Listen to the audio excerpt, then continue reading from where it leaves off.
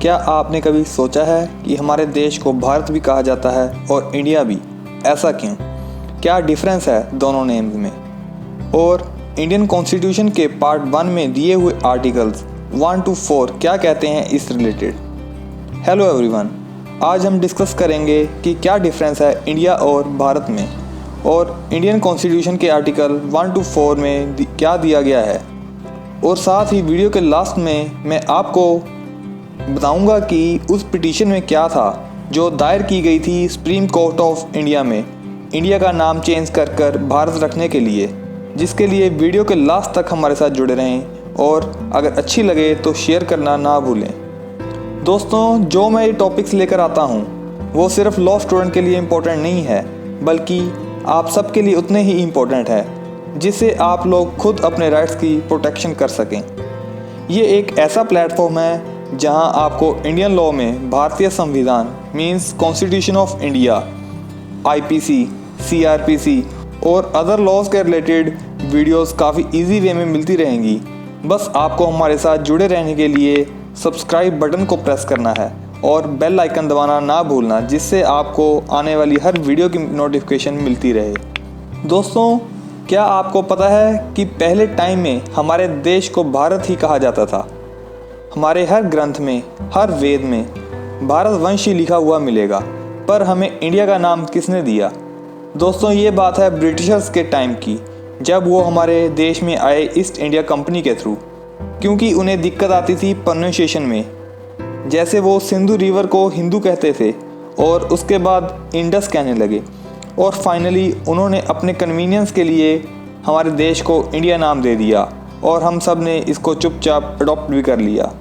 After independence, जब 565 princely states को एक देश का रूप में यूनाइटेड किया गया और 17 स्टेट्स एंड 7 यूनियन टेरिटरीज बनाई गई, जो कि टाइम के अकॉर्डिंग 28 स्टेट्स और 9 यूनियन टेरिटरीज बन चुकी हैं। और उस टाइम जब हमारे संविधान लिखा जा रहा था तो इस बात पर काफ़ी चर्चा हुई कि इंडिया नाम रखना है या फिर भारत, और लास्ट में यही डिसीज़न लिया गया कि हमारे देश को दोनों नामों से जाना जाएगा, इंग्लिश में इंडिया और हिंदी में भारत। और इंडियन कॉन्स्टिट्यूशन का आर्टिकल 1 यही बात करता है। जैसे कि मैंने आपको बताया, कॉन्स्टिट्यूशन ऑफ इंडिया का आर्टिकल 1 इसी रिलेटेड बात करता है।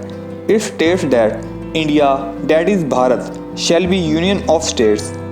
The territory of India shall consist of the territories of state, the union territories and any territories that may be acquired. दोस्तों, मीन्स ये आर्टिकल क्लियर करता है कि भारत और इंडिया हमारे संविधान में लिखे हुए हैं। और यहाँ यूनियन ऑफ स्टेट का मीनिंग है कि काफ़ी स्टेट्स को मिलाकर एक यूनियन बना, मीन्स एक देश बना, और सेंट्रल गवर्नमेंट मोस्टली मैनेज करती है इस सबको। और आपको इंडियन कॉन्स्टिट्यूशन के प्रेम्बल की स्टार्टिंग तो पता ही है, we are the people of India, कि हमारे कंट्री को इंग्लिश में इंडिया कहा जाएगा और हिंदी में भारत। दोस्तों, article 2 of constitution of India new states के बारे में बात करता है कि न्यू स्टेट्स कैसे बनाई जा सकती हैं, और अगर डिवाइड करनी है किसी स्टेट को तो वो आर्टिकल नंबर 3 के अंडर कवर होता है। और article 4 of Indian constitution government को ये राइट देता है कि वो न्यू स्टेट कभी भी बना सकते हैं विद सिंपल मेजॉरिटी, कि मीन्स उन्हें कोई स्पेशल मेजॉरिटी की ज़रूरत नहीं है आर्टिकल 2 या 3 ऑफ इंडियन कॉन्स्टिट्यूशन के अंडर। दोस्तों, अब बात करते हैं उस पिटीशन की जो सुप्रीम कोर्ट ऑफ इंडिया में डाली गई थी, जिसमें कहा गया था कि इंडिया का नाम ऑफिशियली भारत कर देना चाहिए। इस पिटीशन में पिटिशनर द्वारा काफ़ी ग्राउंड्स दिए गए थे अपनी बात को रखने के लिए, जिसमें सबसे इम्पोर्टेंट था कि भारत नाम हमारी हिस्ट्री के बारे में बताता है और हमें उस पर प्राउड करना चाहिए, मीन्स गर्व करना चाहिए। पिटिशनर ने यह भी कहा कि हमारी कंट्री के डॉक्यूमेंट्स पर डिफरेंट नेम्स हैं, जैसे कि आधार कार्ड पर लिखा है भारत सरकार, ड्राइविंग लाइसेंस पर लिखा है यूनियन ऑफ इंडिया और Republic of India on passport, and this create lot of confusion. यही बात रखी गई थी पिटिशनर द्वारा उस पिटीशन में। इसीलिए कंट्री का एक नाम होना ज़रूरी है और 2 नेम्स 1 नेशन को चेंज कर 1 नेम 1 नेशन बनाना चाहिए। और सुप्रीम कोर्ट ऑफ इंडिया ने यह पिटीशन को डिस्पोज कर दिया था, यह कहकर कि ये राइट उनके पास नहीं है कि वो आर्टिकल 1 को अमेंड कर सके, और सेंट्रल गवर्नमेंट को ये हिदायत दी थी कि इस पिटीशन को एज अ रिप्रेजेंटेशन ले सकते हैं और आर्टिकल 1 ऑफ इंडियन कॉन्स्टिट्यूशन को इन फ्यूचर चेंज कर सकते हैं, मींस अमेंड कर सकते हैं। दोस्तों, यही कुछ पॉइंट्स थे इंडिया और भारत के डिफरेंस के रिलेटेड और इंडियन कॉन्स्टिट्यूशन के आर्टिकल 1 to 4 में दिए गए थे जो।